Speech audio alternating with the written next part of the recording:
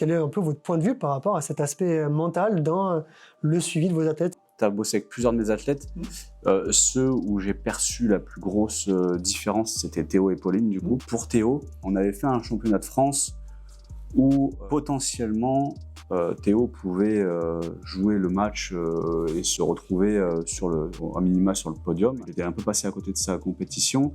Et pour moi, un des facteurs qui avait été prédominant dans le fait qu'il était passé à côté de la compétition, c'était la gestion de son niveau de hype, entre guillemets, d'excitation, d'énervement. Moi, je l'avais vu cramer beaucoup d'énergie dès le début de la compétition.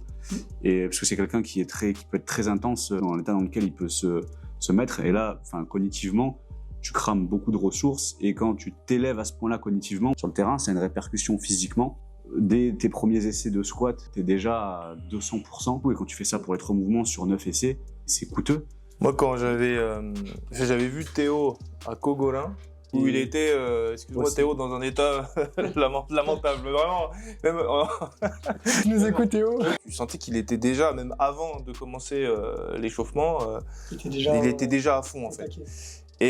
Et c'est vrai que pendant toute la compétition, tu sentais que c'était c'était très lourd en fait, comme pour lui en fait, il contrôlait pas ses émotions.